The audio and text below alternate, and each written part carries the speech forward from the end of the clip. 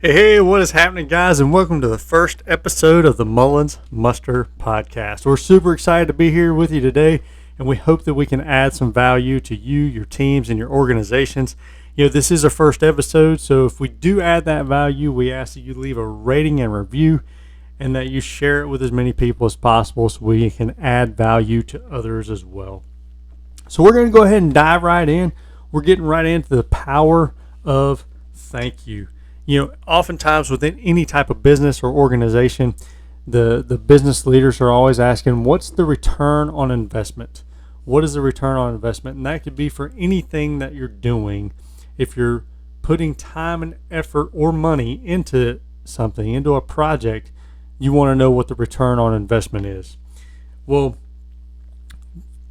we're getting into formal and informal recognition and what that return on investment could be. The world that I live in, there's a lot of formal recognition, and there's definitely a place for that where we do quarterly awards. Some people do monthly awards. We give out medals for things. We give out unit awards. There's all types of things that we can do, and those, like I said, those have their place. But honestly, the most powerful type of recognition is informal recognition. In fact, I was in a class probably 10 years ago or so, and the lady came in and she was talking about this very topic. She was talking about informal recognition, and she mentioned that people would rather be informally recognized for a job well done than they would have sex. Now, I don't know what her target audience was when she was giving that information out or got that information. I don't know if she was speaking with a group of women or a group of men or a mixed bag. I don't know where she got that information, but it absolutely floored us. The crowd were like, no way. But that goes to show the power of informal recognition. And, but there's all kinds of ways that you can give informal recognition. You can give some extra cash. Maybe you're in a position where you can do that, and you give somebody, say, $150. Hey, take your spouse out to eat. It's on us. We appreciate all you do. We appreciate the value you bring to our organization, and so hey, this is on us, right? Go get yourself a nice meal somewhere. Thank you so much. Or maybe you can just give some time off. Maybe it's just, hey, go leave early, go pick your kids up from school, spend the afternoon with them, spend the time with the ones that matter, because we know that you give it your all every single day while you're here with us, and we appreciate you, and so we're going to go ahead and let you go a little early today. And there can be all kinds of ways. Or it could be as simple as you taking someone else out to lunch. Hey, I appreciate all you've done. And I can't let you go early because company policy doesn't allow for that, or I can't give you cash because we just can't do that within our organization. But I'm going to take my own cash. I'm going to take you out to lunch just to say thank you for all you've done. That's a great way of doing it. And it's super important because the workplace is one of the least thankful parts of our lives. And yet we spend more time there than almost anywhere else. We spend so much time at work, and it's the least thankful part of our lives. Half of us say that thank you on a regular basis to somebody that we're directly related to. Half of us tell thanks or give thanks to those that we live in the same house with. But only 15% of us ever say thank you at work. And 35% of us say that they have never, ever been thanked for anything at work. And that's a mind-boggling statistic. There was a Gallup poll that came out not too long ago that says the majority of employees are not engaged at work. Only 18% said that they were engaged. 67% said they were not engaged. And 15% said that they were actively disengaged. Now, I don't know what the crap actively disengaged is, so I'm still trying to figure that one out because, in my opinion, you're engaged or you're not. But 18% are engaged, 67% are not engaged with what they do at work. There was a study released by the John Templeton Foundation that surveyed over 2,000 American adults, and they found that people are less likely to feel or express gratitude at work than anywhere else. They also said that they were not thankful for their current jobs, and they ranked it dead last in things that they were most thankful for. Now, I'm not saying that your workplace should be the thing you're most thankful for. I mean, there's God, there's family, and there's all kinds of other stuff. But I don't necessarily think that work it would be at the bottom of the list for what you're most thankful for. I mean, it's your work helps put food on your table. Your work helps put a roof over your head. So to rank that dead last is kind of startling, because people aren't super grateful for what they have because they don't know if they're truly a part of the team and valued for what they do. I'm going to give you a quick example, quick exercise that you could execute on your own and just to kind of see where it goes. But, if you were to ask people for help with a simple cover letter, it could be as simple as, hey, I made up this cover letter. Will you look it over and give me some feedback? Send that to a bunch of different people. Get their feedback. Send a note, and it can be an email if you'd like, but just send a note over to say, hey, I got your feedback. Do that to a handful, and then to another handful, send them a note that says, hey, thanks for taking the time to look this over. I got your feedback. I appreciate it, and I'm grateful for it. You acknowledged everybody. One was a neutral response, which is better than no response at all, but it was a neutral response and just saying, hey, I got your feedback. The other was, hey, thank you for all that you do. Thank you for taking the time to do that. I'm really grateful. If you do that, the ones that got the thank you response will be 66% more likely to help you again versus the ones that got a neutral response, or if you choose not to respond at all. So 66% more likely to help you again because they got a thank you in response. You do the math. I just mentioned 67% of people are less engaged or are not engaged at work. Well, if I take those 67% and I tell them thank you for a job well done, they're more willing to help a second time than they were before. And so I've now made that a wash, and I've made those 66% engaged, and now we're cooking with Crisco. Now we're making progress, and that creates a whole different dynamic and positive work environment. This type of gratitude can also translate over into your marriages as well. A key ingredient to improving a couple's marriage is gratitude. There was a study that came out of the University of Georgia, and it said that we found that feeling appreciated and believing that your spouse values you directly influences how you feel about your marriage, how committed you are to it, and a belief that it will last. That's the power of being positive, being grateful. They found that when couples are engaged in a negative conflict pattern, expressions of gratitude and appreciation counteract or buffer the negative effects of that type of interaction on marital stability. It increases the likelihood of successful marriages when you show gratitude and you give thanks and appreciation to your spouse. So if you can do that at work, you can absolutely do it at home. There's all kinds of positive impacts that come from being grateful. Think about a time when you were just randomly thanked, when you weren't expecting it. there for a while, I was doing a whole lot of travel for work and a lot of flying, and I had just enough status to have status when it came to flying.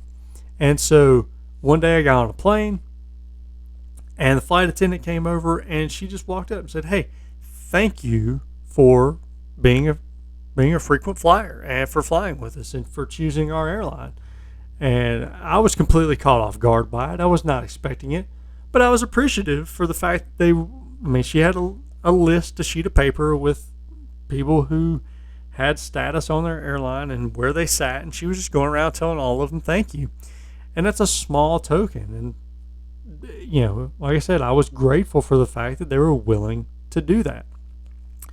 Those things add up over time. It's the simple things that are usually the most significant and life-changing. It's the simple things. There's a whole host of studies out there that have found all types of supporting evidence that people who practice gratitude consistently, they experience stronger immune systems, lower blood pressure, high levels of positive emotions, more joy, optimism, happiness. They act more generously, they act with more compassion, and they feel less lonely and isolated. Saying thanks is completely free. It's totally free. It doesn't cost you a dime, not a single cent. And yet it's a real, tangible way to increase happiness, health, and productivity within your workers. Making gratitude an initiative within your company can lead to increased profits, decreased expenses, all while creating an overall better work environment for everyone. So what are some ways you can do this? I mentioned earlier, just to be on the receiving end is awesome, and that helps you feel like you're adding value and that you're a part of the team, but giving the thanks helps so much as well. And we mentioned what some of those health benefits were. So how do you do this? There's a few different ways. You can keep a gratitude journal, and that journal doesn't have to be just things that you're giving gratitude for. It can be things that you received gratitude for as well. There was a 2012 study that showed that people who kept a gratitude journal for 2 weeks, just 2 weeks, showed significant increase in happiness, greater satisfaction with life, and a higher resilience to stress for just keeping a gratitude journal for 2 weeks.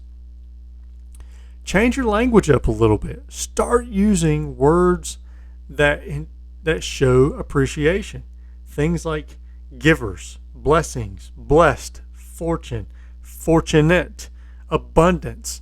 Those types of words help change mindsets, help change the way you approach your employees or people, your coworkers. And again, it creates a positive work environment. The last thing, as another example, there's all kinds of things you can do, but another example is to give thank you notes. Handwritten notes go further than you could possibly imagine. I recently listened to an interview with a former CEO of Home Depot, and he talked about how he would write handwritten notes to employees from all around the globe whenever he found out they were doing great things for the company and following some of the core values and getting after the vision of the organization. And then when he would travel around and do site visits at all the stores, he would see these handwritten notes. Some people carried them around with them and said, "Hey, I've been carrying this around ever since you wrote it." Some people had them in their offices next to their keyboards, and some people even framed them, and it was just a small little handwritten note, but they knew that they were a part of an organization that valued them, and they felt like their contributions mattered, and it meant so much. One guy tried to challenge him and said, "This isn't real. This was just printed off, and you just mailed them out to some random employees."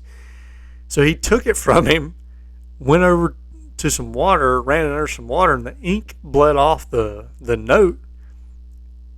He turned around and rewrote the note That way he didn't just ruin it and be all rude about it.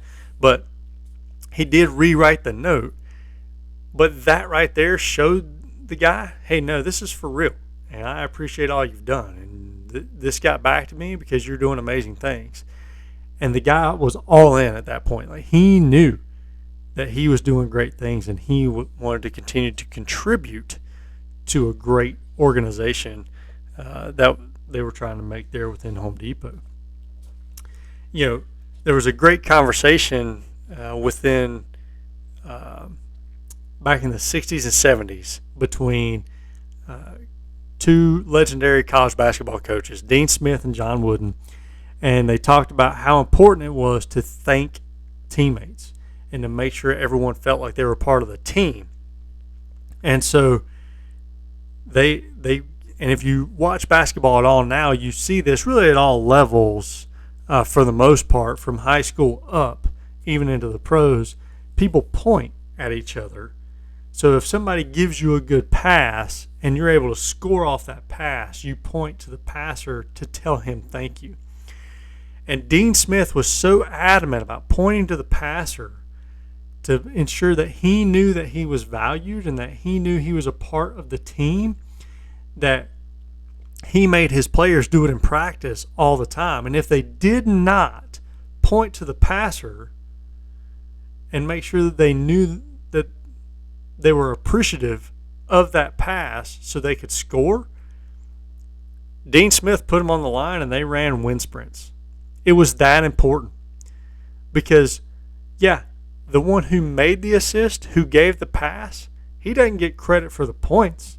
He didn't score the basket. He didn't make the incredible alley-oop dunk. But he made that score possible. And everybody on the team contributes. And that's why it was so important for these two coaches to ensure that their players recognize each other for a job well done. You know, so I mentioned it earlier. There's all kinds of benefits to just saying thank you.